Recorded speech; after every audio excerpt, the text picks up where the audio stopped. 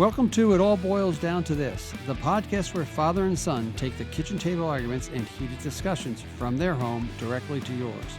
Jim and Jack Boyle will explore the world as only they can. We might even let a few guests join the fun. So sit back, choose a side, watch the water temperature rise, and enjoy stimulating generational conversation about sports and life. Welcome to Season 1, Episode 6 of It All Boils Down to This with Jack Boyle. I'm Jim Boyle. And welcome back. We've been off for about 2 weeks. Lots happened, Jack. I went to Scotland with your mom and your sister. But boy, what a couple of weeks in Boston sports, especially with the Chaim Bloom thing. We'll talk about that. A lot happened in college football, the biggest day of the year, probably last Saturday. A ton happened there. We'll talk that. NFL, weird kind of weekend we had there. And then we'll also go into my friends with the Swifties out there. We'll talk about the Taylor Swift impact on how things are going to work. Seven Wonders are going to be the top college football teams this year, who we think is going to go furthest in the system. So, well, Jack, again, welcome back. What was it like being home alone for 2 weeks? No, it was fine. Watched a lot of sports. I was working. I don't know. It was nice to be alone for a little bit. Yeah, that's good to look at there. So, but you're the one who informed me that I think I informed you that Chaim Bloom had gotten fired. What was your initial reaction to the Chaim Bloom fire? I was stunned just because I thought, I probably thought 50-50 chance he keeps his job for next year. So I thought this offseason it was probably more likely than not that he would be back and he would have the offseason and he would get one more year. So the fact that he got fired right after that Yankee series, it was actually in the middle of the Yankee series, was it? Or I think it was after like game 2 or 3 of the Yankee series after they had just gotten smashed in that doubleheader and were coming up for the next doubleheader. Or it was after that. I don't know. Doesn't matter. I was stunned that it happened when it happened, but I mean, I was overcome with joy.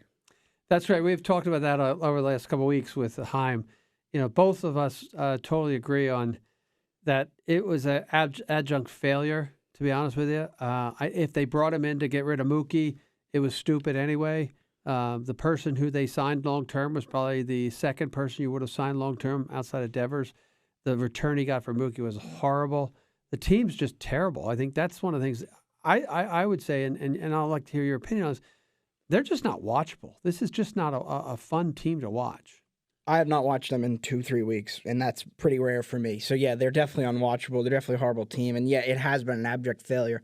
And there's a lot of people, he's put in a tough spot, blah, blah, blah, blah, blah. But he came in to do the job that he did in Tampa or was doing in Tampa, and he did not do it here. He just didn't. He didn't build the major league team here like he was supposed to. Even though he was handicapped by the owners, and the owners didn't want to spend as much, he did not do what he was supposed to do. And I know they're going to say, oh, the farm system's the weirdest thing because they're ranked in some people have them 5th, some people have them 15th, some people have them 10th. Still don't have a lot of pitching. But I look at the farm system, though, in it right now, how many of those, he drafted Meyer, fell into his lap, could have been the wrong pick because the kid who got picked behind him, Lawler, looks like he's going to be in the majors quicker and it is playing better than him. I know Meyer got hurt. He got the Roman Anthony kid, which was a smart move the way he overslot with the first round pick. He picked a guy that was under money and he got him out of high school and kept him away from college and got him who was probably a first round talent in the second round. And that's one of their top prospects. That's like the one thing he's done good. All the other prospects are really not his, right? He's made a few good trades. Yeah. No, but the top ones. So the top ones like Bello wasn't his. Right. Raphael is not his. Duran's not his. Cassius is definitely not his. Cassius, there you go. That's the best one. But again, he was drafted. I think that the farm system's a weird thing. As we are winning and losing, everybody's, you got a great farm system. Unless you do what Baltimore did, unless you do what Houston did, which means you completely strip down your whole major league team and finish last place for 3 or 4 years and lose 100+ games every year, to build through the farm system is actually kind of difficult. And if he's done a good job, it has been picking position players, picking athletes.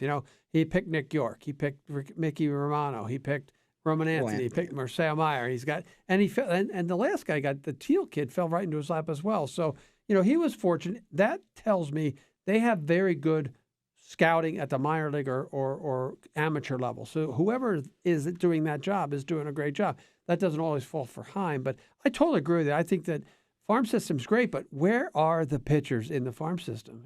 Ask you that. What do you think? But why don't you ask Theo that? What do you have, Lester and Buckholz? Why don't you ask Charrington that? Why don't you ask Dombrowski that? Well, it's not just a Bloom thing. There's a lot of teams in the majors that have not produced talent like that through pitching talent. There's a few. I feel like there's a select few teams that always. Cleveland does it. The Dodgers bring up guys. I feel like Arizona. Arizona makes good trades and gets pitchers, but the Red Sox have not developed pitching. It's not just him. So Red Sox haven't developed pitching since that heyday of bringing in Hurst and Clemens back in the mid 80s. So again, what's wrong? I mean, I don't know. To be honest with you, isn't that what he's hired to do, though? That's his job, is to figure out not just to draft and have these sexy-looking minor league players who are making you the number 5 ranked farm system, but how do you develop real starting pitching? And I think whoever they hire next, that's got to be something that's number 1 on their list. They need to find somebody who's going to help not just develop offensive players, develop pitching, even pitching that you can trade. Now, I talked to our good friend, the AD at the high school, Dennis Ingram, today when I was up there at lunch, and he was saying to me that he heard that there were 2 opportunities that Bloom really choked over the past couple of weeks. He missed on getting rid of Chris Sale's piece. But the other one I heard really bothers me is the Justin Turner. Now, have you heard this yet? I heard that, but again, it's the Globe talking about a guy that the Henry FSG group just fired. So they're going to try and spin it and make him look worse and worse, even though he looks bad enough. But I agree. So we don't know. Yeah. I did see that trade. Yes. Which trade? Which are they? The Cabrera. They could have gotten Cabrera. I mean, you get the opportunity to get Cabrera. Your heartbeat, you take it. So Edward Cabrera is right. There's a lot of Cabrera's in the MLB. The Cabrera pitching for Miami. Yeah, he's a rookie or second year. He's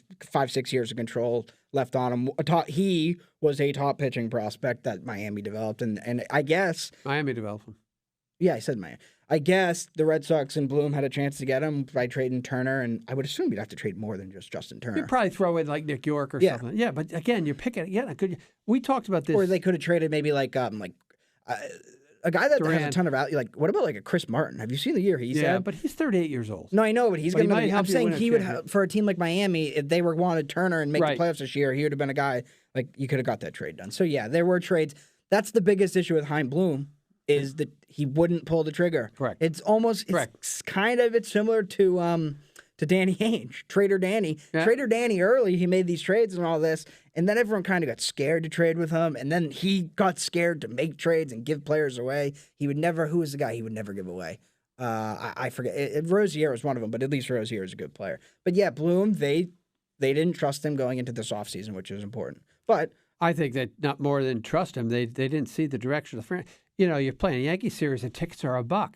You know, the whole thing. It's just I go back. He was the number 2 or whatever he was at Tampa. Sometimes the number 2 guys don't make it as number 1 guys. You know, and this happened. There's a guy I read an article today. Rosenthal on the Athletic wrote about Farhad Sakim or whatever his name is out in San Francisco. He's getting 1 more year to do what they gave Bloom 4 years to do. And I mean, these are major market teams. You know, if you think about it, we spent a lot of money for nothing this year as well. I mean, even if they're in 13th in payroll, it's just not, you know, I don't know. I'm just, you know, I agree with you. I'm glad he's gone. But the litany of things that he's done wrong, you know, where would you think number 1 is the, what's the biggest fault? What was his biggest fault besides not being able to pull the trigger? I agree with that. His biggest fault, I mean, I guess it was him not being able to. He couldn't make the trade. He couldn't make the big. They panic signed Story a little bit, but he couldn't. I don't think he had a direction for what he wanted on the big league field. They got like this year. The biggest mistake that honestly cost him his job was the Corey Kluber thing. He put all his marbles like Corey Kluber.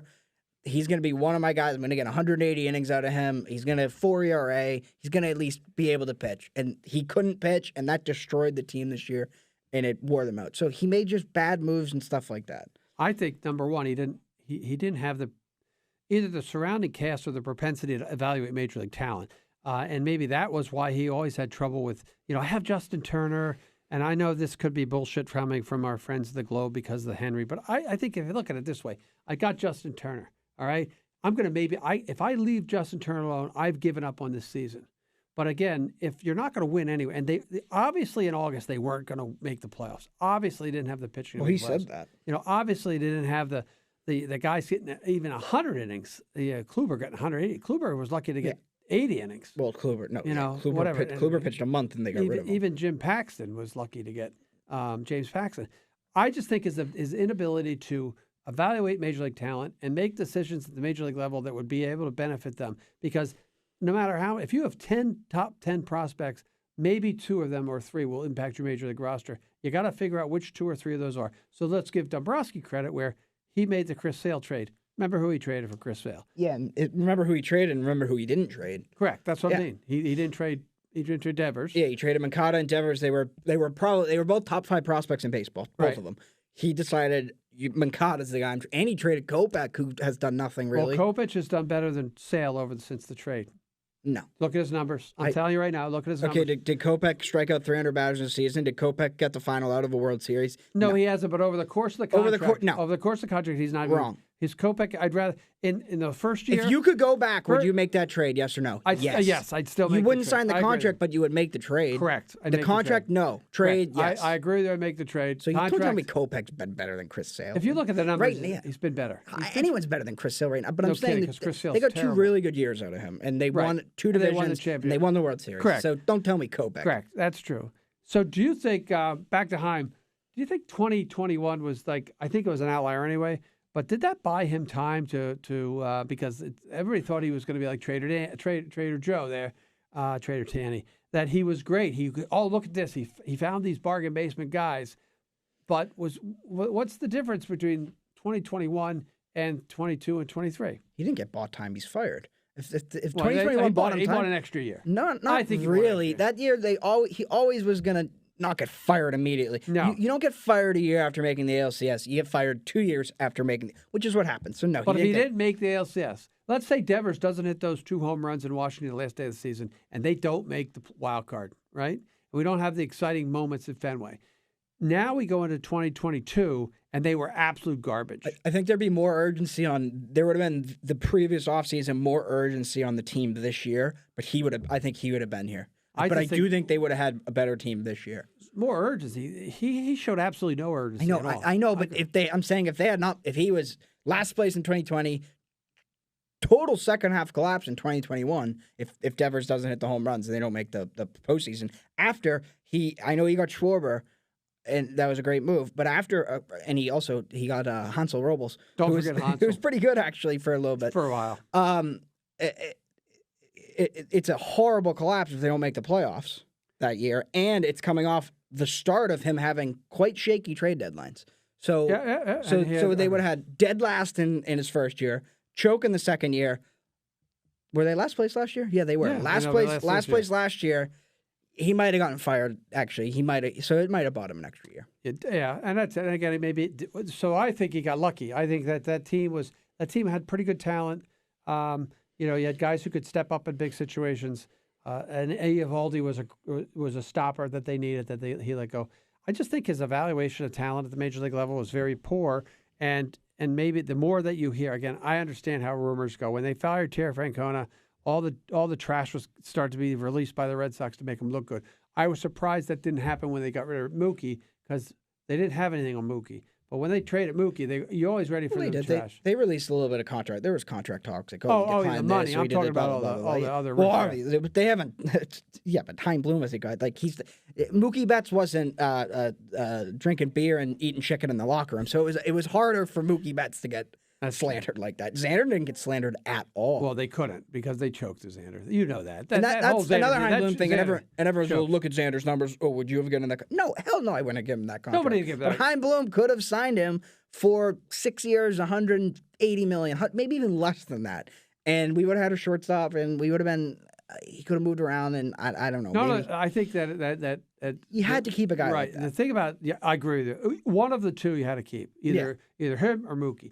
And I think if you take the shit that we've gotten from Trevor Story, take $5 million for 5 years, $25 million added to his contract, Xander would have signed.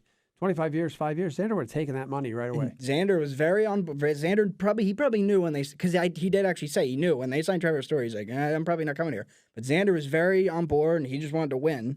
Right. He said, I like this signing. I'm good with it. So the Xander thing, we'll go back to all this, Chaim Bloom's mistakes. If they had signed Mookie, that's not Chaim Bloom deserves, besides the fact that the trade was horrible, you can't blame Chaim Bloom for Mookie Betts because he was putting I think you're right. I think he was put in a conundrum. He was brought in to move him because the previous guy had signed all these long-term contracts. I agree with you on that, but I think that the way they said, all you ever heard was, first of all, Mookie's going to be almost the MVP this year. All you ever heard was he doesn't want to play her. He doesn't want to play her. He won't take $300 million. I'm always going to test free agency. What the hell do you want the player to say? And the players negotiate the right to go to free agency. What the hell do you want Mookie to say? I'm a big Mookie defender. I think that was the beginning of the end for him, no matter what. And the reason I think is the shit that he got for him. I mean, Verdugo's an asshole. And Wong's actually going to end up being the better player. Wong's a good get, but that's not for the player of the generation. Right. Yeah. And if it was just to dump the money for David Price, what the hell was he doing last year when he didn't dump money and we lost draft pick rank? We should have dumped all that money. Everything. They only took half of David Price, but they should have taken it all. They couldn't have done that, but the conundrum was we were in the COVID era. We didn't know when they were going to play, and they panicked. He panicked. I think he panicked, and I think that Friedman took advantage of him because he knew him and he knew he had to get rid of him, and he put the David Price out there on a big fat hook and said, take him, we'll take some of the money, and you could get where you need to get. But again, the return was very mediocre, especially for a generational talent like Mookie. I totally agree with that. So this is the first year that David Price's money's off the books. Yeah. What did getting rid of his money do for us? Got us a year of Trevor Story? Got us who'd we sign in like 2021 to be on the team? You know what? It got us under the salary cap. So it reset the cap. You're right. No, you're right. That's a bad point. Reset the cap so we can get draft picks and all that other crap. And then last year we didn't reset the cap, and we ended up getting draft picks. We should have gotten higher draft picks for compensation for both Xander and whoever Evaldi. Mm-hmm. We didn't get them, so that's really what it did. It just helped reset the cap. But we're, like Keith Hall said, we're the goddamn Boston Red Sox. We're making money. They make money hand over fist down there. These guys are not. You don't need to be a mid-market team here in this town. Did you see they had the highest attendance of the year like a couple days ago? They're eliminated from the playoffs. You know why though? Barbie night, but still, that's not the only. Like the people still have to. If Tampa had Barbie night, nobody would go. Yeah, but I'll tell you something about Barbie night. If I had known it was going to be Barbie night, I put my tickets because I was away. I put my tickets up for sale. If I knew it was Barbie night, I could have added $25 to each ticket and made the money. Yeah, well, that's strange. I don't. Barbie night, and as we go forward, we'll get into the old. So that's what the Red Sox are. They gotta have Barbie night in September to get people to come to the ball games. Not a winning baseball team. Barbie night.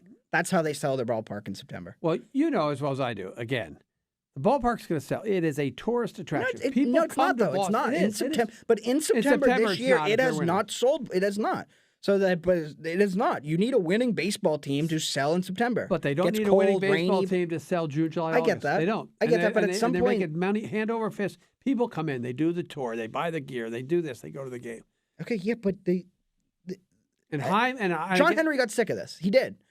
I know it's his fault. He deserves a lot of blame. He's an idiot. He's Mookie. Point to him when we talk about Mookie Betts. Yes. When Mookie Betts has got the Dodgers cap on in Cooperstown and that plaque. John Henry, that's his legacy. I don't care about 2004. I don't care about the 4 World Series. Well, his legacy is 4 World Series. Mookie Betts. Mookie Betts Dodgers cap is his legacy. In 40 years from now, if I'm alive, I will remember him as the guy who traded Mookie Betts, not the guy who Theo Epstein broke the curse, not John Henry. I'll tell you, in 40 years, David Ortiz. 40 years, I ain't gonna be alive. So unless some miracle science happens, I'd be 101. Yeah, you got old parents. I do have old parents, but I'm lucky that. But again, back to Bloom. He's gone. We're happy. We've rejoiced in our family, in our household. So, what are you? If you're making decisions, if you think about it, Theo when he was young. When Theo left, they brought in Sherrington from inside. He was young. He refused to trade people, which was good because he kept Mookie and Xander and all those. Then they bring in Dombrowski, who completely got rid of everything. Minor leagues, spent a lot of money, won a championship. Then they bring Bloom to try to reset. What's the future? What do you want in it? What do you want in director of baseball? What do I want? What do I want is a guy that we're not going to get, and that's Theo Epstein. Yeah, he wants points in the ownership, and that would probably set him on a track to becoming the commissioner of baseball, which he might end up being anyways. So forget that. That's not here. I love Theo too.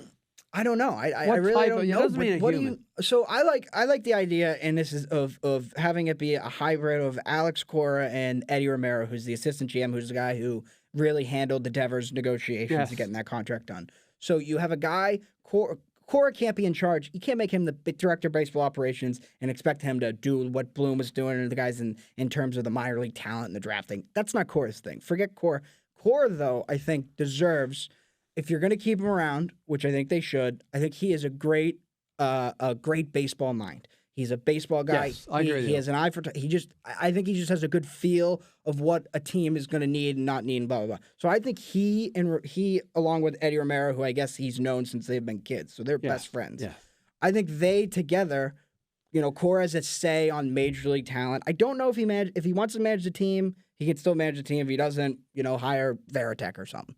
But I like the idea of Cora coming in, having a say on major league talent. Obviously, not doing all the day-to-day work of a general Correct, manager. that'd be hard. Romero doing Right. that, but Cora having at least a say. That would be my pick. Just because, what are you going to do?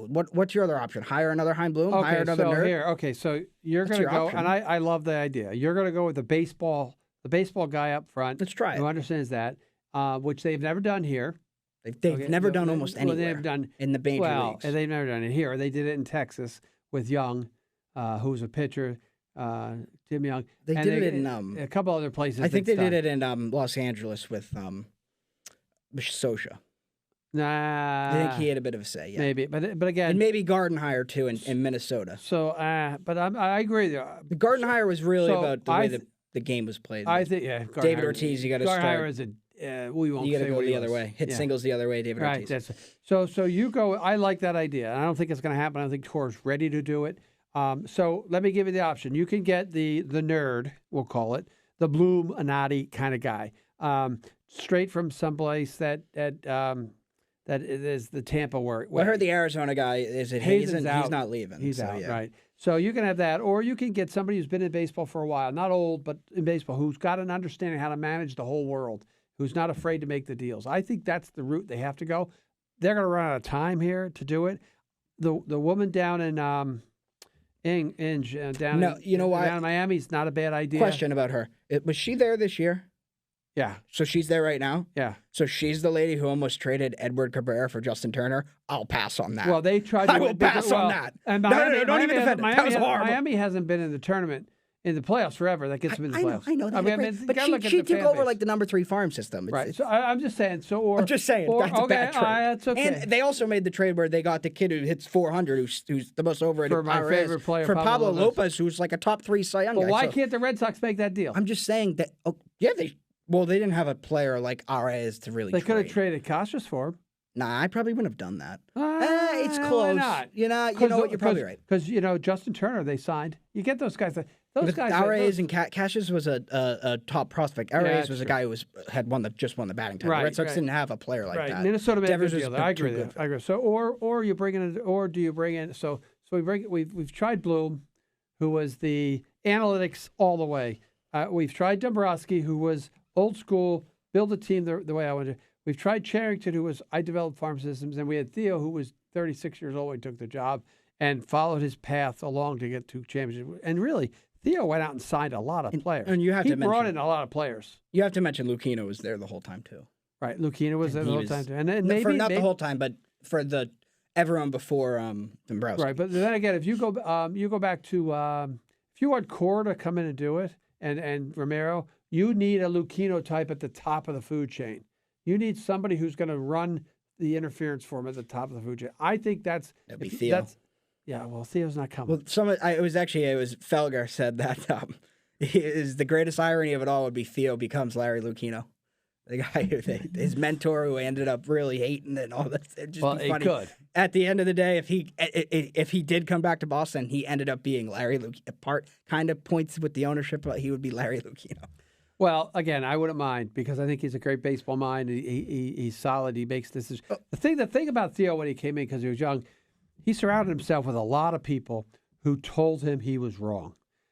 I don't know if Bloom had enough people in here who told him, Chaim, you got to change what you're doing here. He had too many yes people in his organization. But again, I go back to the fact that when you bring a number 2 guy in, and somebody who's only been the number 2, it's a risk. Not all of them work out as well as others. But let's go to the Texas model. They moved Chris Young into the lead, and now they're going to win that division. Maybe it looks like my prediction is coming pretty close. Chris Young, the ball player, yeah, for the Red Sox, Yankees. No, lefty pitcher. Oh, okay. I know him. Yeah. And so Chris Young, he's like 35 years old. But again, yeah, it's just like pegging me in there. But we're going to take a guy like me, who understands the analytics. Like you? Well, like me, who understands the analytics, but also understands you got to spend to win. Yeah, we'll hire you. We should hire you. I think put us over the top. I think Section 24, Row 9, Seats 9 and 10. That's probably the way to go. So that's with Bloom. I mean, we are all rejoiced that he's gone, and God bless him. He's probably a nice guy. It sounds like he's the nicest guy in the world, but you can't pull the trigger. You got to build a major league team. You just got to build a major league team, and it aggravates me that I had to watch for 3 of the 4 years he was here. Absolute garbage on the field, nothing but garbage. And and I love you know me well enough. You should. I love Xander and I love Mookie. Those are my boys and my guys. The boys are wrong term. Those are my guys. And when Mookie left, it was like, what are they doing? And then when Xander left, they just ripped the heart. And there's nobody to I want to identify with a player. And I don't just even say they say it's laundry if he watches it Seinfeld.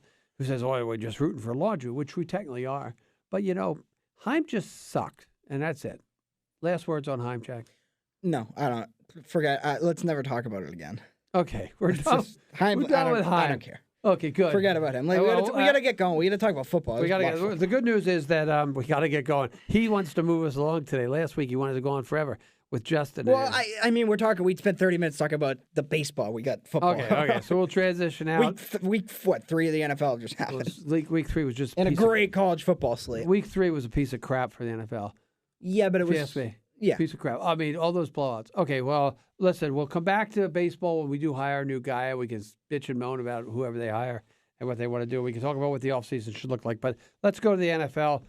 Yesterday, we got back, and the first time I watched Patriots yesterday.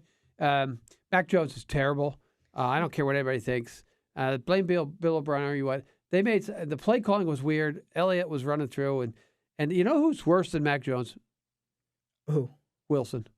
Yeah, thanks. Okay, so what?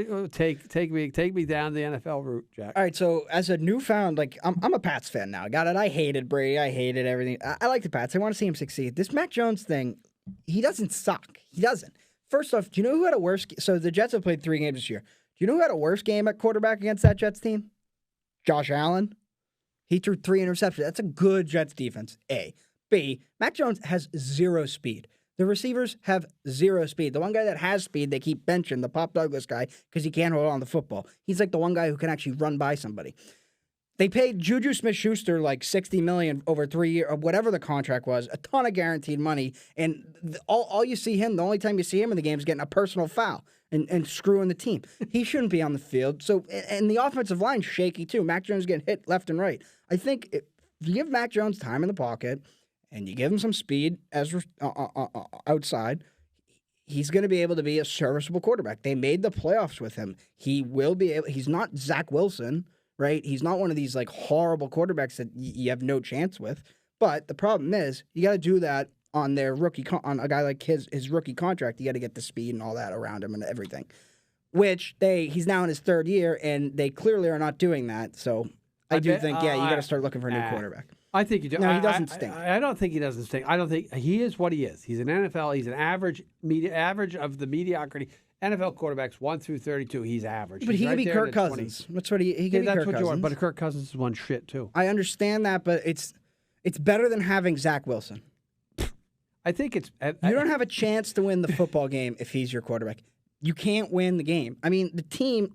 I would quit if I were. I would not try and run my route anymore. I would not even try and. If I were a defense, why do you try? What's there to try for? Aaron Rodgers with a ruptured Achilles is better than having Zach Wilson, right? Probably, yeah. So let's go. The rest of the NFL. Before we get to the Kansas City game, Miami blowing a lot of blowouts, a lot of big wins and blowouts. Yeah, so, that was a historical blowout, though. That what it, and I don't yeah, historical. So again, what do you think? The league is the league. It's always going to be that way.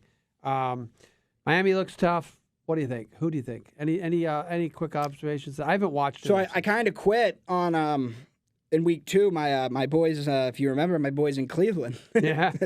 Deshaun Watson. I know that clip went viral of him yesterday of having maybe the worst throw I've ever seen in my life, throwing the ball 10 yards in the total opposite direction for a fumble that luckily they recovered. But he really did have a nice game, some nice throws in the red zone. So the Browns are looking good. The Ravens just lost. Yes. Right. The Bengals are struggling. So they're I do. Well, we'll see tonight with the Bengals. So I really do like. I do like the direction the Browns are heading in. I also said I think I predicted the Cowboys were going to make the Super Bowl. Tough loss for them. That Arizona team, you can't lose to them. But you did Dak's say Dak. You did say when we drafted Dak. You said did say that's a good point. You said Dak is going to give you the high and the low, and there's nothing in between. And did you see what he did in the red zone at the end of that game yesterday? Oh my! That was I don't know who he was throwing to. That's Dak for you though. If they had kicked field goals, if they kicked the field goals all those times, they win the game. We'll keep going. Obviously Miami looks really good. Obviously, I think the Chiefs, when they get all their guys, all their skill guys out in the field, even though they don't have that, it's really just Kelsey. The Chiefs look really good because I think this is the best their defense has ever looked that Mahomes has had. It might be its worst offense, but I think it's the best defense that Mahomes has ever had. And he's got a good line once they figure out how to get that guy to stop getting penalties and all that. He's a penalty machine. So the Chiefs and the Dolphins impressed me. I asked Jay Trev some questions, he gave me some answers. Do you know who the team that impressed him the most this week was? The team that impressed him the most this week was the Green Bay Packers. Green Bay, not the Green Bay. They came back. Yeah, Come on. Yeah, I know, but so and Love did look good at the end of the game. For those of us tuning in and don't remember, Jay Trevor was Justin Trevisani was our guest. He works with the Harvard big Crimson football right guy. now. Big football guy, trying to be a scout in the NFL. I'll work for Indianapolis a couple years. Actually, you know what? Let's do it like this. I'll give my most impressive team of the week. You'll give your most impressive team of the week, and then I'll say what he says. Oh, you go. My most impressive team.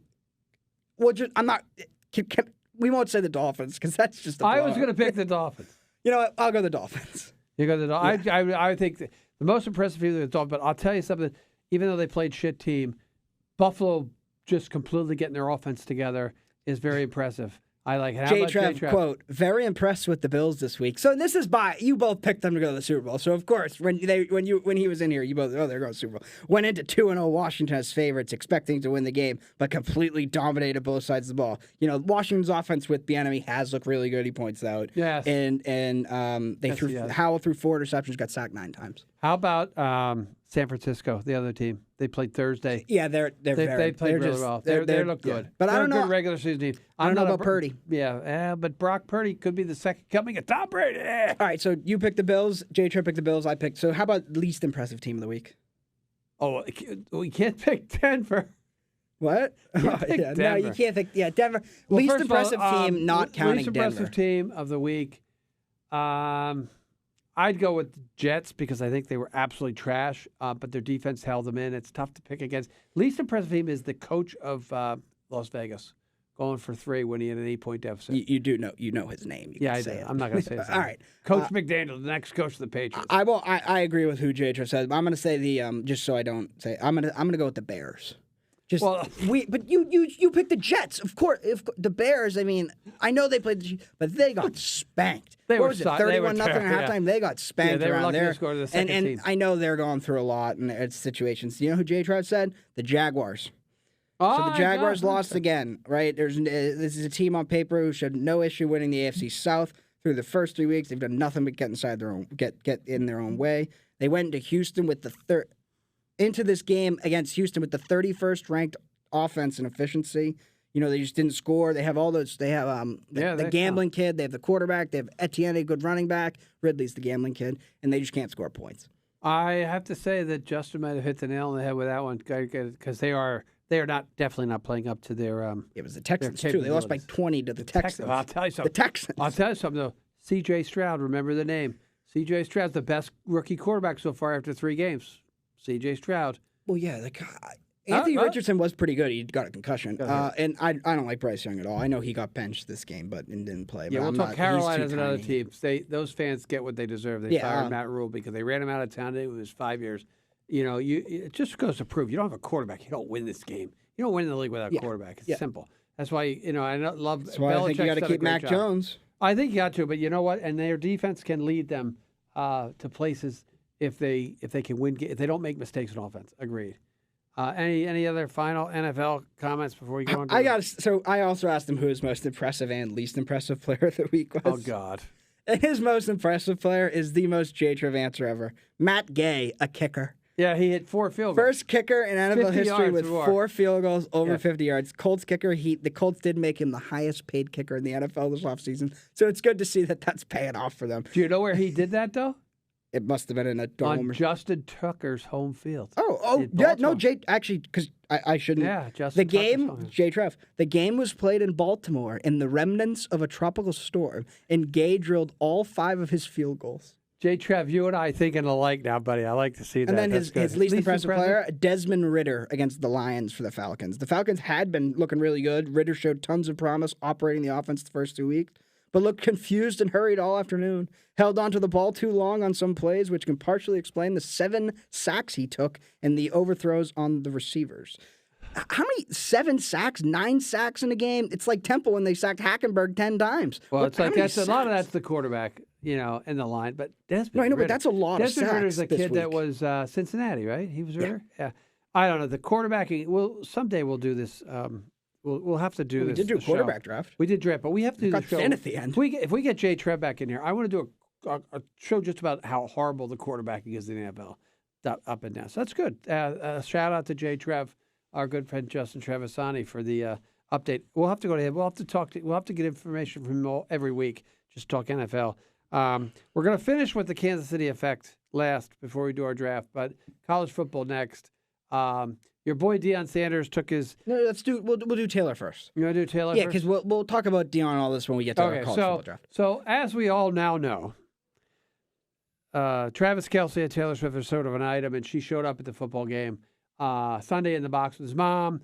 All the Swifties went nuts. It is the story of the NFL right now, probably more than even Miami scored 90,000 points. The NFL TikTok account, they posted on their bio says Taylor was 9/24/2023. Taylor was here. It's just amazing, and she knows what she's doing. The way she was really celebrating her, going crazy. She's not stupid. I said, listen, this is nothing. We had a big fight at our house. Amanda, if you're listening, which I'm sure she's not. Jack came up. We're sitting there watching the game, and Jack says something. What did you say? Mahomes at this point in his career, he's chasing a legacy. He's got to win as much as possible. And like I said, they have a really good defense, and again, a really good chance to win the Super Bowl. I'm not saying this is a bad thing or anything, but you need to keep this from, and it's going to be, you have to limit the amount of distraction that this is. Correct. Because like I said, it's not just the NFL is the biggest story in sports every year, blah, blah, yes. blah. The NFL is bigger than anything. This is the biggest story in the world right now. Correct. And I think you're right. And the reason they just got to keep it in control. Right.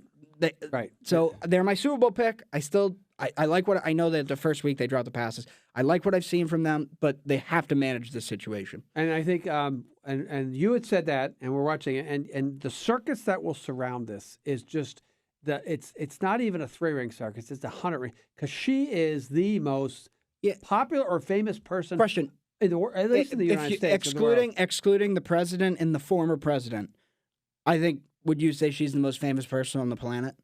And let's exclude Putin too. It'd probably be those 3. If you talk about it here in the States, I think Zelensky maybe. Right, so she's definitely number 3, or even she's probably number 1 over the 2 presidents. I don't think she's more famous than the president and the former president. She'll drive more media attention, and I agree with you that you don't want to have the circus, the shit show, because what happens here is this woman is so good at what she does.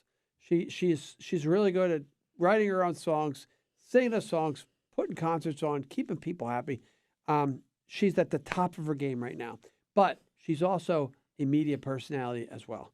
And you don't just get NFL media. The first question they asked Andy Reid, or the first question they asked Pat Mahomes last night was, what did you think of Taylor Swift and Travis Kelce? It's one of the first questions they asked Bill Belichick. I know, that's true. That's true. Forget Reid. So you want to? I agree with you that you want to avoid the circus, but it's unavoidable. No, obviously, it's unavoidable. I'm not saying they have to manage it. I think Mahomes and Reid are good guys for. Maybe not Reid, but Mahomes I think is a good level-headed guy. Yeah, but because Mahomes had to handle his wife and his brother. Yeah, correct. Right. So, but again, with the Taylor Swift thing, for all you Swifties out there listening, whoever it is, God bless her, but this will not end well if the media continues to run with it the way they do it. Oh, It it's not gonna becomes stop. it becomes an unmanageable situation for the team in the locker room, and that's where your sister and or my daughter and your sister. That's where I disagree completely with her that she thinks we're blaming Taylor Swift, but we're not. It is a football locker room that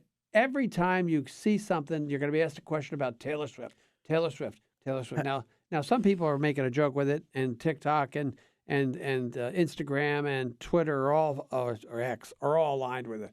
But I totally agree with you that if you can't control the situation, it could derail a possible NFL championship. Well, it's like, did you see? There's videos of like guys like equipment managers like Jay Trev on the sidelines, like looking up and like Chiefs guys. You can see them read their lips, and they're like, "Oh my God, that's Taylor Swift up there?" And even players on the team, you can see them looking up at the box. And I think there was a video of Mahomes waving to her. So she's it's the number one attraction. Yeah. She's definitely the number one attraction in America today. She definitely is, and no doubt about it. God bless her. You know, she's from where I grew up. She's from Wyomissing, Pennsylvania, outside of Reading, just basically where I grew up as well. She was an Eagles fan because she don't like Jason Kelsey. That's the thing, though. The Eagles and the Chiefs, they played. They're not rivals or anything. They're not. You know They're not. They could end up playing the Super Bowl again, and then 2 years in a row. Yeah, that'll be a historic rivalry. But they're not rivals or anything. It's not like it's like the Patriots and the Colts, or that's not really even a rivalry. There's not that many, like the Giants and the Cowboys or something like that. Right. Packers or Bears. You know what? It's not like. But that doesn't matter. We'll see. I just think you're right. It has to be managed. You got the right people. Andy Reid's been around a long time. He had to manage the Michael Vick situation when he had all the dog beating stuff. You know, those wacky animal rights people coming after him. He did manage that. So, and Pat Mahomes has an understanding because of his family history of what to do. But again, it was great. I'm glad. If they are whatever they are, good for just for Kelsey and good for Taylor Swift. God bless them. I hope everything works. We're gonna get a great album out of it, no matter what. You know, you always have the relationship album. The next era will be the NFL era for Taylor Swift. So when you do go to the Taylor Swift show next year, Amanda, down in Miami, make sure you wear some football frickin' gear because that'll be. There'll be tons if they're still together. There'll be tons of Travis Kelce jerseys. He's gonna have the highest sold jersey in the NFL. Yeah, true. People will be Taylor Swift and Taylor Swift, Travis Kelce Halloween costumes. Oh my God, it'll be big. Yeah, it'll be. So again, it's. We hope it doesn't take over, but the NFL season's been kind of weird, so it's nice to have a little bit of a talk like it. But so for all my Swiftie fans out there, we mentioned our Swiftie stuff. Time to move on to college football, which was a great weekend this weekend. I missed all of it because I was away. So Jack, just what do you got? Ohio State, Notre Dame, Clemson, Florida State, Alabama won over Ole Miss. Oregon completely trashed Sanders. Let's start there. No, look, all these are good games, but what we're going to do. All those games that you just mentioned are going to be teams that we draft. So I will, as they are drafted, I will talk about those games. So let's start our draft. I'm not going to draft Colorado, so let me just say. No, I don't think anyone is. So we're going to talk about... This is the top 14, which is basically what the playoff will be next year, top 12. I wish we had 12 this year, because the one thing I do want to say, just before we start this draft, I know it's only going to be week 4, because the first week was week 0. This is the most teams I've ever thought, like at this point of a season, that can actually win. I think there's 6, 7, maybe 8, 9, 10 teams that I wouldn't be surprised if they went and won the national championship. Just because I don't think there's like a Georgia. Like I know there is Georgia's number 1, but I don't think they're this. You know how they won the national championship game by 70 points last year, and there's no Alabama or number 1 team. All right, so I think Georgia's beatable is what I'm saying. All right, so we're going to go 14 deep, one each. Who wants to start, me or you? I think you start. Well, if I start, I take Georgia. Okay, good, because I don't think I would. I know you wouldn't, because I'll take Georgia. So Jim goes first for the first time ever. And you got to take Georgia. You know why? Number 1, they're the best, I think still the deepest, best conference. Number 2, they have a coach who's won 2 championships. They got a lot of talent. To win 3 is almost impossible, but because we're drafting them right now, at this stage of the season, I got to go with them based upon they're going to play a tough conference schedule. They'll be ready.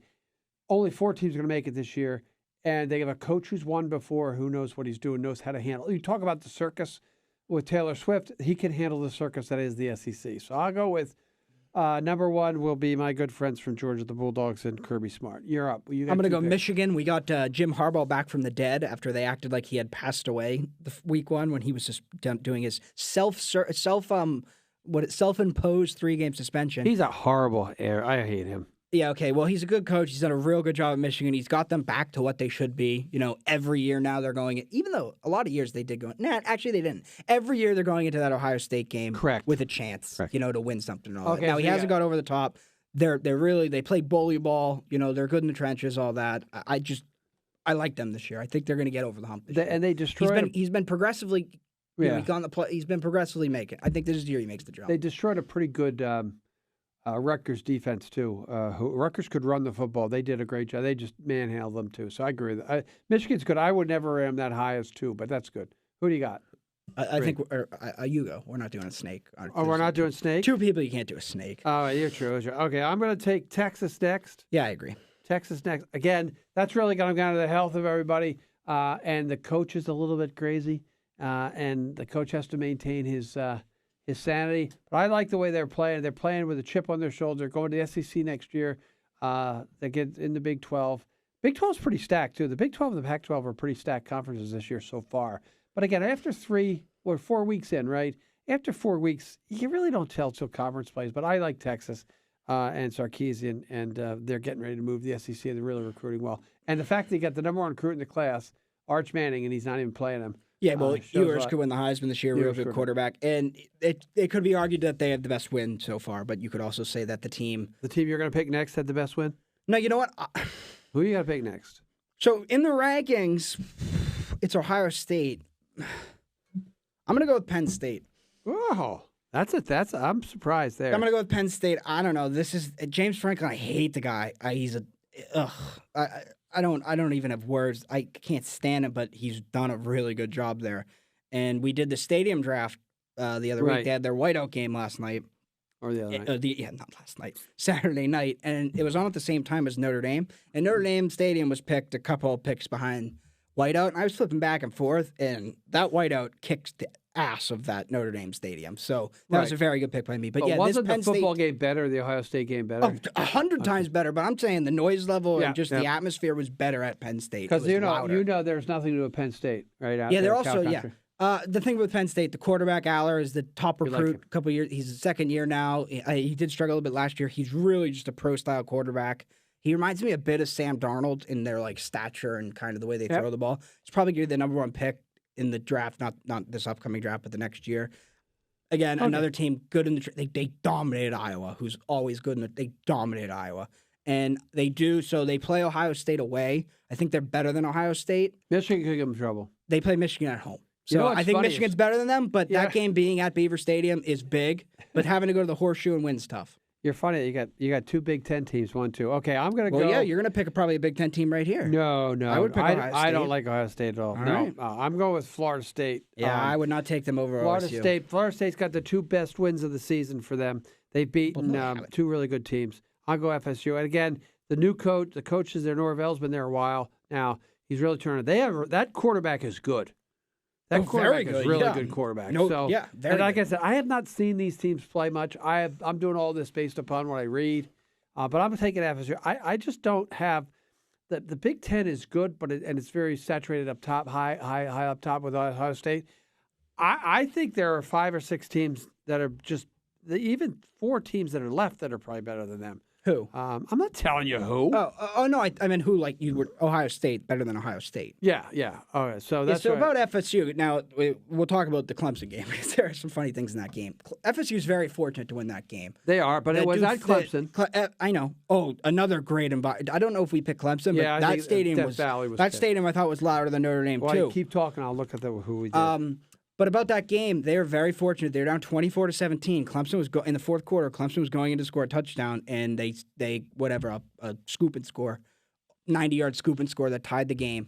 Clemson comes down the field, and this is the best line of the weekend. They had the kicker, he was the backup kicker for 4 years, and he still had eligibility left because of the COVID year. He was taking online classes, but he decided, you know what, I got a finance job in New York. I'm going to start that. He still was taking classes online to get probably his master's degree or whatever. And Clemson this year has a 5-star recruit kicker that came in and has really been struggling. So Dabo calls this guy up, tells him, you know what, come back. You're going to actually kick for us. He never kicked a field goal. He's 3 for 3 on extra points. Early in the game, he gets about a 25, 30-yard field goal, nails it right through the uprights. Dabo's smiling, storybook ending. What a crazy I don't know what the crazy story. Great for him. Now, late in the game, 24-24, Clemson's rocking Florida State, team you haven't lost to in like 8 years. You get the same field goal, 30 yards, tie game, a minute and a half left. He misses it. And the color commentator, Sean McDonough's calling the game. The color commentator he's says the play-by-play guy. Yeah, I don't know why. I'm saying the color commentator. Oh, okay. The color commentator says that would have been a storybook. No, like who could have wrote that, or how could that have been scripted? I don't know what he exactly said. And McDonough comes back. Well, the writers are on strike, and it was just perfect for that moment with that kid missing and Dabo's whole master plan not working. That was great to see. Okay, and then that's Florida a great State story. ended up Florida beating State. Okay, what do you got for your third pick, Jack? Oh yeah, I can't believe I didn't pick Florida State. That sucks. I really like them. I'm gonna go Ohio State. Jack, a win away at Notre Dame with another kid who quarterback who he's on Wake Forest, right, for 4 years. Yeah, did a really good job there. It's one of the better Notre Dame quarterbacks I've seen in quite some time. They're a really good team, that Notre Dame football team, and for Ohio State to end up winning that game, they are a little bit soft. You can run right down their nose. Michigan at the Big House is going to destroy them this year. And that's why I think Penn State has a chance at beating them too. But I think those two teams are better than them, and I picked them over them.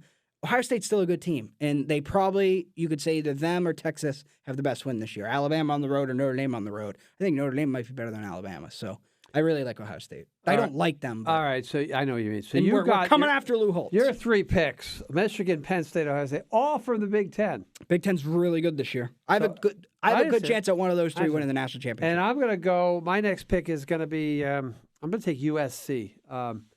Lincoln Riley, he's got a great quarterback, Heisman Trophy winner. That Pac-10 is going to be tough. Oregon, USC, Washington, and Utah are all top railroad teams. That Utah coach is a hell of a coach. Whittingham or something like that. Yeah. I forget how you say. So I'll go USC. I'm going to go with Lincoln Riley and his offense. So I've got Georgia, Texas, FSU, and USC. So I got all the conferences except for the Big Ten, and that means I'm not getting a Big Ten team because there ain't a Big Ten team worth stiffing. But USC again, I'll go with that. I like that Pac-10's tough this year. It's one of the teams that from the Pac-10 most likely will now make it to the tournament. Problem with the Pac-10 is they could cannibalize each other. They could, but really so could the goes with the Big Ten. It's different, a little bit different with the Big Ten though. All right, because there's not a lot of top teams. I'm gonna take the team that really did me a solid this weekend and absolutely blew the doors off Deion Sanders' Colorado team. I'm gonna take Oregon. Look, that quarterback, another Bo Nix. He's responsible for 55 plus touchdowns at 2 different schools now. Never been done in college football history. I keep saying trenches, but that's how college football is won. What they did in the trenches to Colorado was obscene. Yeah. I mean, they killed them. They could have scored every time. They did pull off the dogs a bit in the fourth quarter. They were going for it on 4th and goal in the second half, up 35 points. That coach took it personal. I think what he was mad at, he said, the speech before the game that went viral, we're here, to play football, not for clicks. Right. All that. He's mad because he knows, the Pac-12 is so good this year. Yeah. And it's one of the best ever. And, there's been teams here and there in the past that just don't get any attention, right? And it's finally the Pac-12 is getting some attention. It's for Colorado, who's not even that good. And I get it. It's a good story. Not even that. Look at the Pac-12, and the Pac-12 is going away because they couldn't get enough attention. Correct. I think he's mad. It's look at we're a better team than Colorado. Utah's a better team than Colorado. USC is a better team than Colorado. Washington's a better team than Colorado. Put some eyeballs on us. This is a really good conference to watch. Totally agree with you. And I think we'll talk Deion Sanders next week after he gets destroyed by USC, which was my pick. It's good. Deion Sanders doesn't deserve our breath right now. He doesn't. No, they're going to go 6-6, 7-5, make a bowl game. But how long? People, and now everyone's coming. Oh well, they won one game last year. Nobody thought to be. They've already had a success. Yeah, but you guys after all these wins, we're talking so much trash. Talking about how great you are. And I know they were 21-point underdogs, but if they had won that game, there was so much action on them, not just the spread. There was so much action on money line. It would have been one of the worst days in Vegas history. They're saying Vegas. The Colorado games get more action than some NFL games. So people didn't. All these people are like, they were 23. You guys thought they were going to win. You guys thought they were going to win the Pac-12. You can't tell me you didn't. You thought everyone's going to be intimidated by this Deion effect and he'd make everybody scared and nobody could play. No, you got beat by a better team. You're not that good. And there are some people who agree. Deion fires up. We'll talk Deion a little later.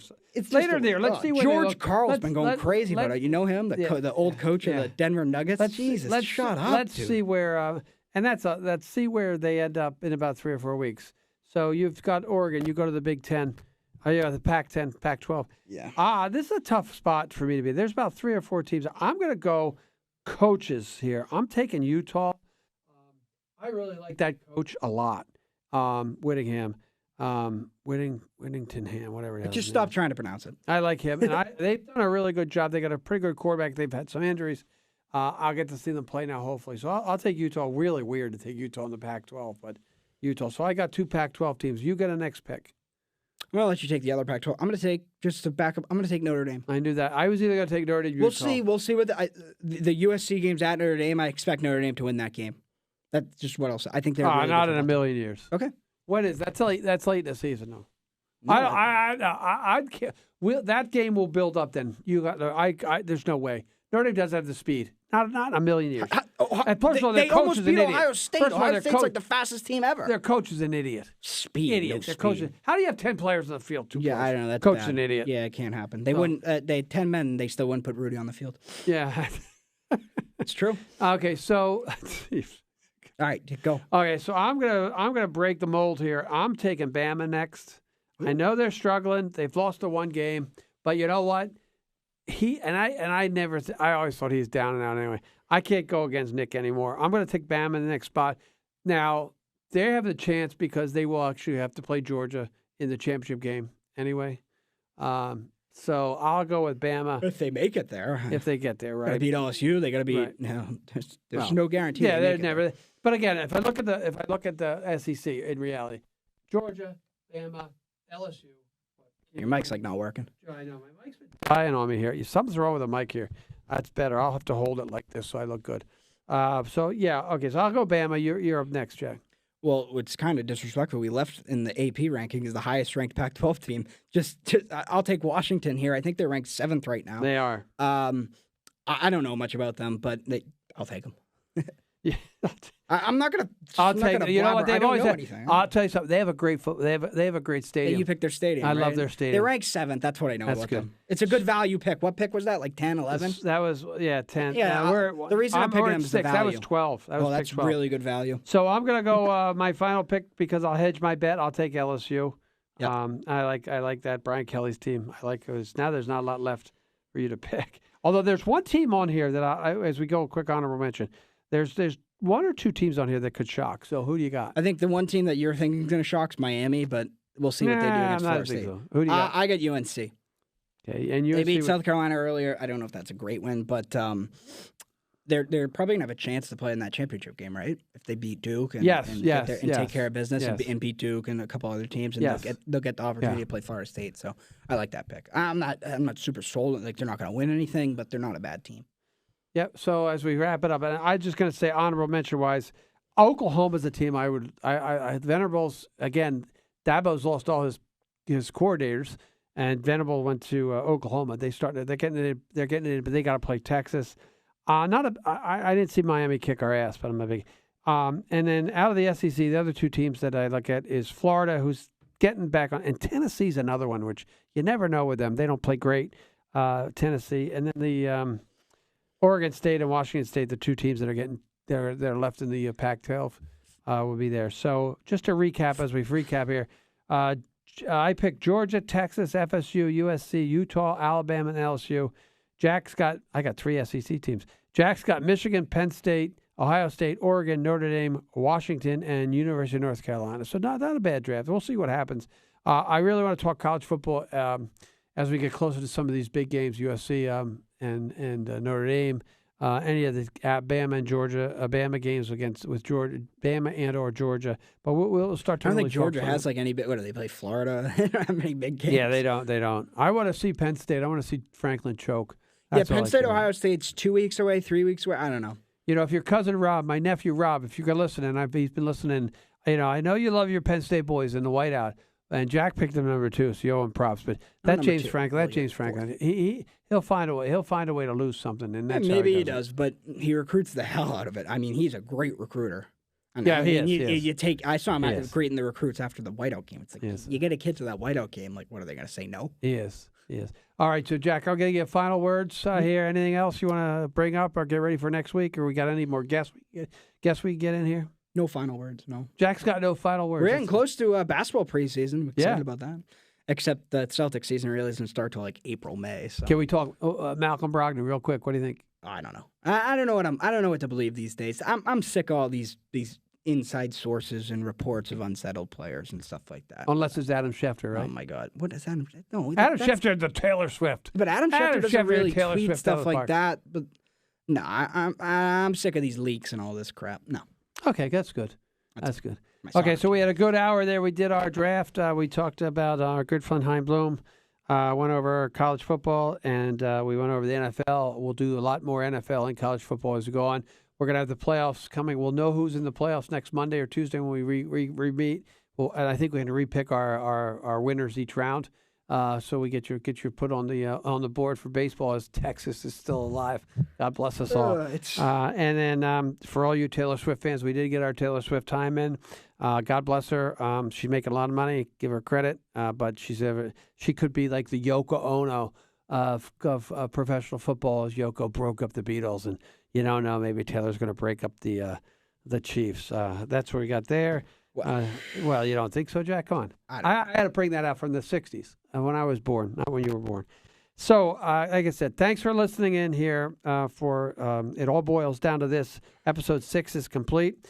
For Jack Boyle, this is Jim Boyle, and we'll see you on down the road.